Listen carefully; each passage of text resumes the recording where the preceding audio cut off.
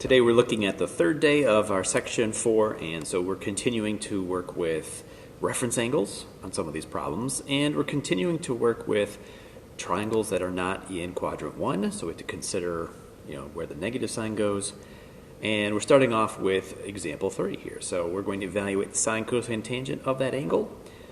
Now when it says without using a calculator, what that means is we want the answer to be something that is not a decimal answer. So where would we find that? Well, that's another way of saying use the unit circle, right? So that's what we're going to do here. Let's see if we can take this angle of negative 300 degrees and find something that's a little bit easier to work with. In other words, let's find that reference angle. Now this 300 degree angle, we're rotating clockwise, right? We're going around the circle. And so what we can do is we can find a positive coterminal angle by adding 360, and that happens to be acute. And what we're saying is when you find a reference angle, you always get an acute angle. And hey, we have it with a positive coterminal angle. I don't even have to find a reference angle because my angle is already acute. So it's the same, in other words. So we're in quadrant 1 already. That means all of our values will be positive. So the sine is paired up with the y-coordinate on the unit circle, right? So the sine of negative 300 is the same as sine of 60. So that'll be root 3 over 2. The cosine is paired up with the x-coordinate, so that's 1/2. Tangent, remember, that's your y-coordinate over your x-coordinate. So what that means for us is we have a root 3 over 2 divided by 1/2. Notice we have the same denominator of 2, so that simplifies by canceling out, and we get root 3 instead. Again, those are all positive because the original angle is in quadrant 1. Now here we have 23 over 6 pi. I don't think that's in quadrant 1. Again, let's find a coterminal angle. I'll subtract 2 pi because this angle is so big.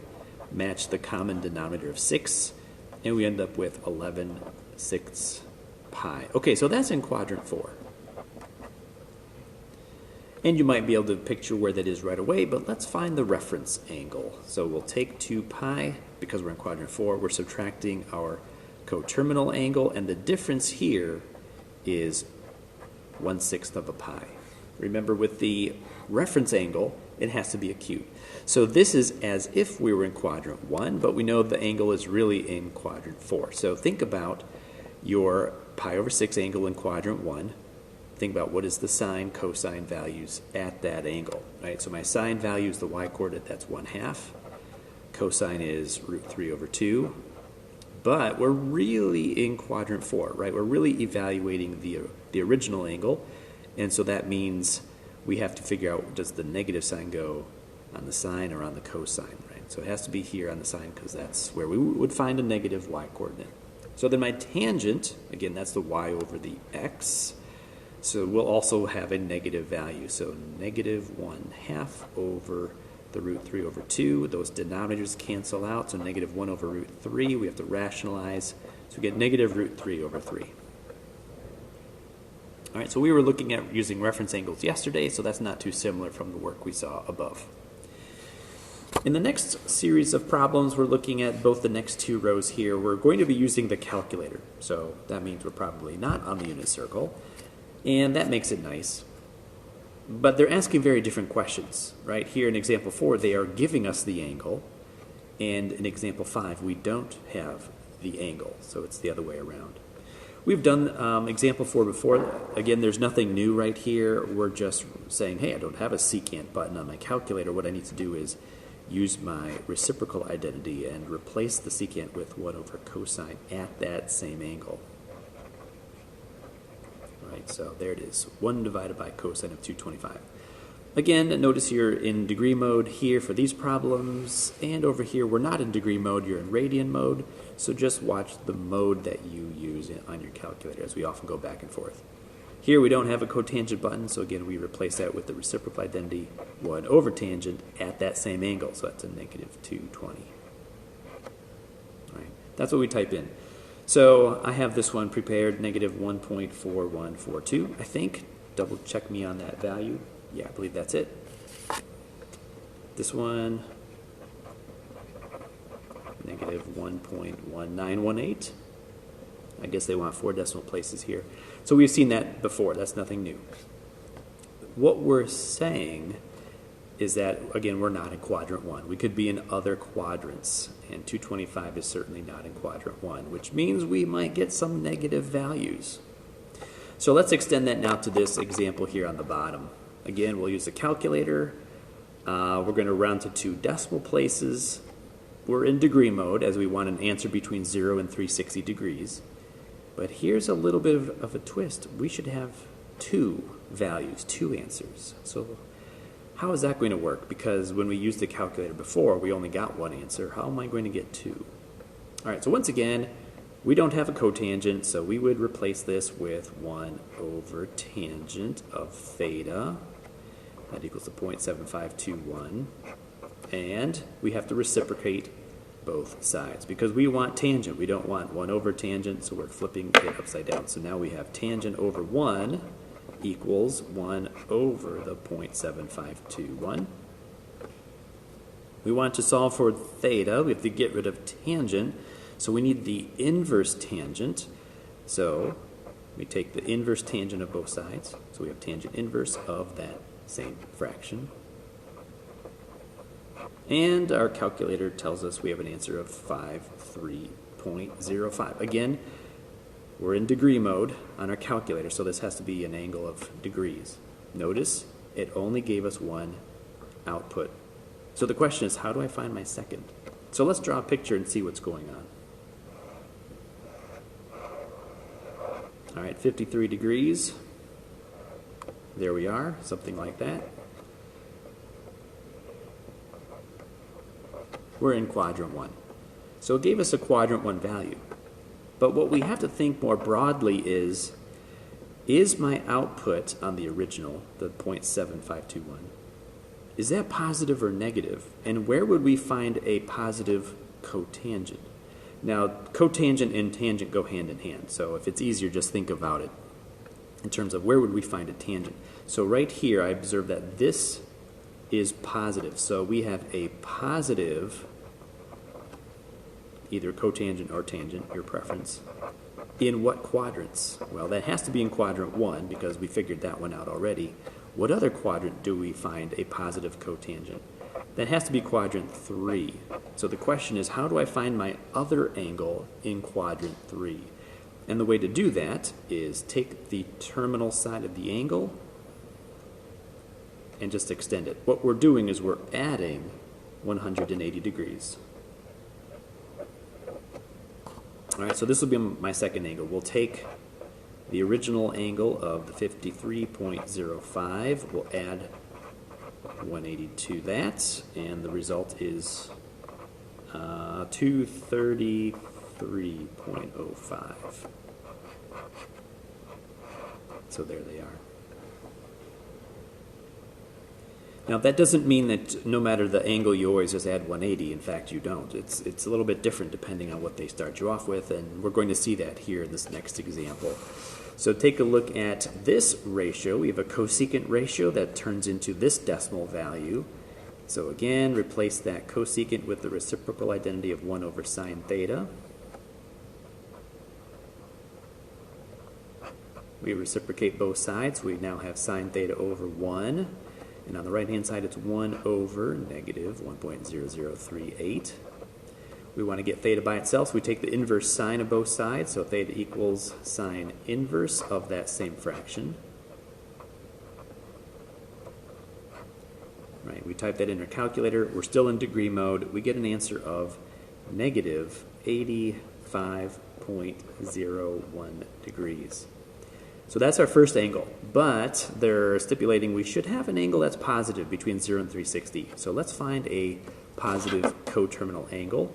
We'll come back and use this on our picture in a moment, but if I were to add 360 to that, I end up with 274.99.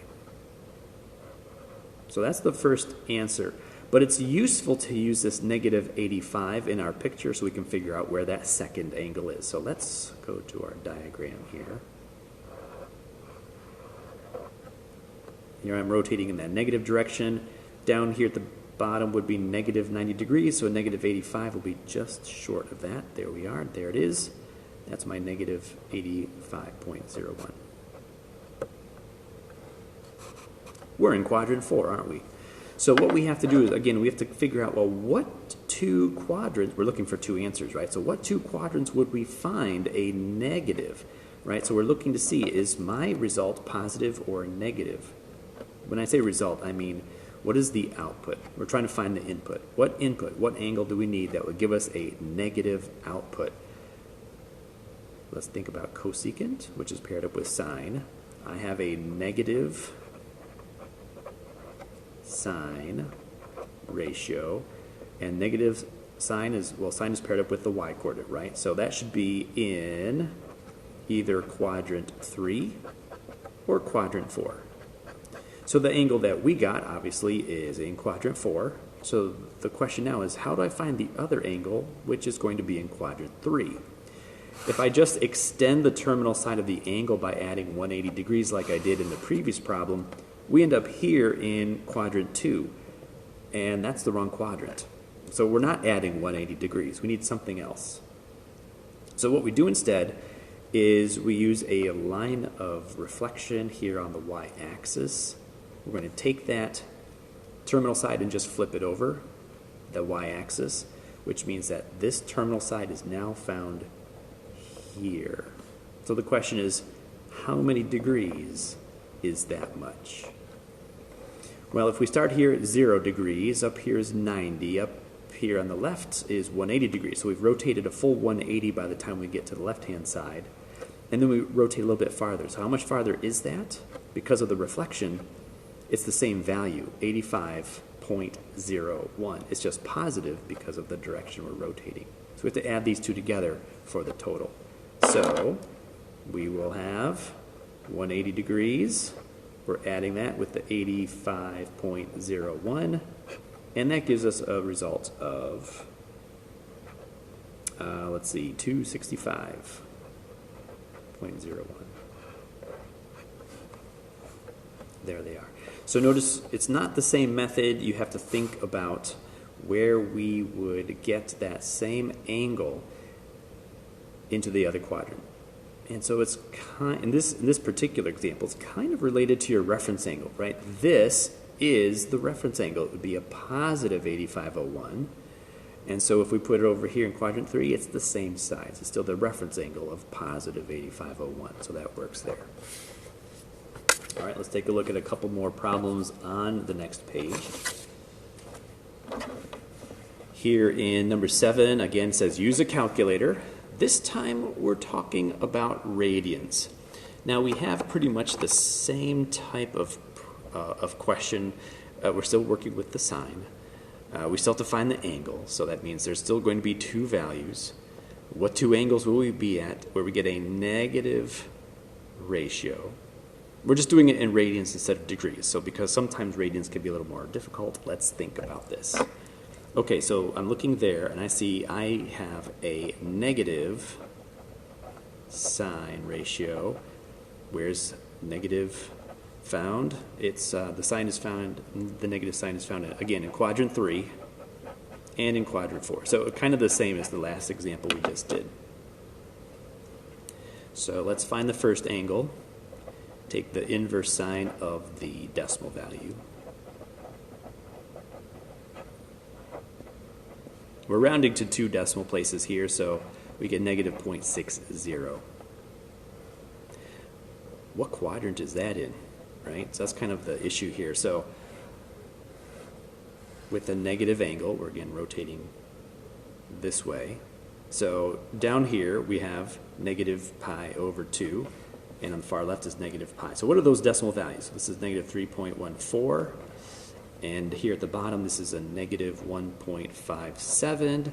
So we could say, oh, okay, with a negative 0.6, we're going to be somewhere here in quadrant 4. So I'm just guesstimating. That's our angle size. Now again, we want our angle given between 0 and positive 2 pi. We don't want a negative angle. So this won't be my final form of the angle. We want to add 2 pi so that we can find a positive coterminal angle. So because we have a decimal value, just go to your calculator, just type that in, get a decimal output, and we will have 5.68, again rounding just to 2 places, and that's in radians. So that's the first of the 2 angles, which is really the same angle, we're just rotating in that counterclockwise direction to get there. So to find my second angle, we have our line of symmetry. We're going to take that size angle, reflect it into quadrant 3, so it looks like this. So the question is, how many radians is that? Well, as we rotate now in the counterclockwise direction, we're going pi to this point, and then we're going this much farther, which is the same size angle, 0.60 radians. It's not negative, it's now positive. So we're going to add those together. So we have pi plus the 0.60. So again, we're working with decimals here, so just type that in your calculator. We get 3.74, and that's in radians, and that's the second angle. So again, quadrant 3 and quadrant 4 are where they show up.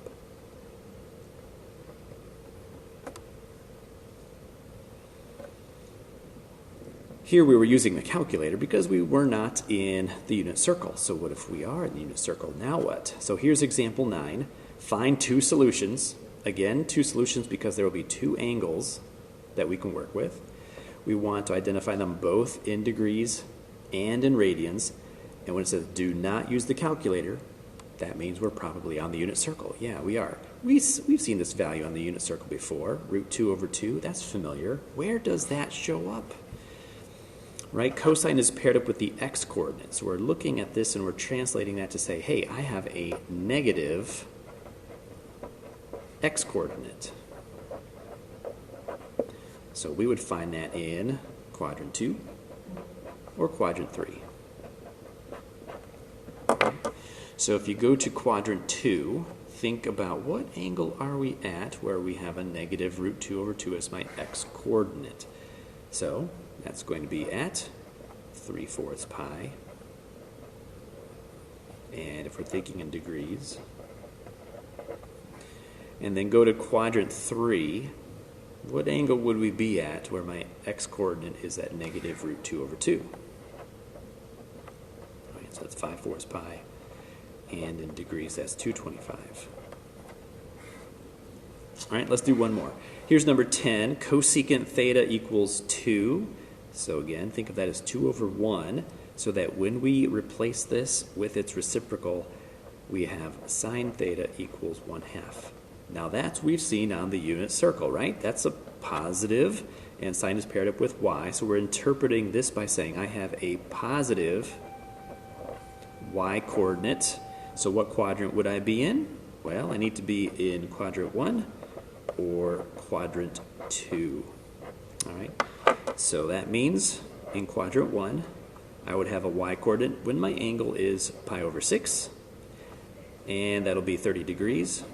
And when I'm in quadrant 2, that'll be 5/6 pi with the angle in 150 degrees.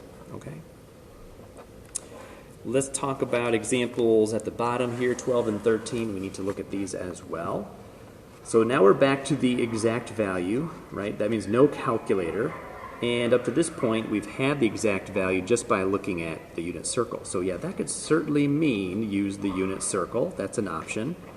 But if we have a value that does not show up on the unit circle, the other option is to use a right triangle. Right, so those are the 2 possibilities if we have to give a exact value. So let's see how that applies here, number 12. So this is what they're giving. Cotangent theta is -3, and they're giving us a constraint. We're saying we have to be in this specified quadrant, quadrant 2. We're going to build our triangle, and then from that we'll identify the cosine ratio. So because I'm in quadrant 2, I'll go ahead and start sketching a triangle here in quadrant 2. All right, so here's my adjacent side, opposite side, and hypotenuse. This cotangent is -3 over 1, right? So we really do know 2 sides of the triangle, and our cotangent will be adjacent over opposite, but if that's hard to recall, you can always turn this into the tangent ratio. Tangent is opposite over adjacent, so the opposite gets the 1, and the adjacent gets the 3, but where does that negative sign go? It doesn't go on the 1 or the 3. We're in quadrant 2, so it has to go here on the 3. So it's a negative 3. That means we use our Pythagorean theorem to find the missing side that I'll label as the radius, r. So negative 3 squared plus 1 squared gives me the radius squared. That'll be 10 equals the radius squared, so the radius itself is root 10, radical 10. So there it is. So we have all three sides. They only want one of the ratios. Cosine is adjacent over hypotenuse, so we want the negative 3 over the root 10. But we have to rationalize, so that'll be a negative root 3, negative 3 root 10 all over 10. There it is. So we used the right triangle method. Let's look at number 13. Cosecant theta equals negative 2. Again, think of two sides. That's the ratio of two sides. And if you prefer, you can replace that with its reciprocal identity. So sine theta equals negative 1 over 2. Now that's a value we have seen on the unit circle. So you actually have an option. You could use the right triangle by using the ratio of opposite over hypotenuse, or you could use the unit circle because we recognize that as being part of the unit circle. And that's what I'm going to do here. Here's the constraint. We're in quadrant 4. So zoom into quadrant 4 on your unit circle. Figure out where would we be at if my y-coordinate, my sine value, is a negative 1/2. Right about there. So the x-coordinate is positive root 3 over 2. Y-coordinate is negative 1/2. Now we have everything we need. They're asking for the cotangent ratio. All right, so tangent is y over x. Cotangent then is x over y. So root 3 over 2 divided by a negative 1/2. Again, those common denominators of 2 cancel out here, so you end up with negative root 3.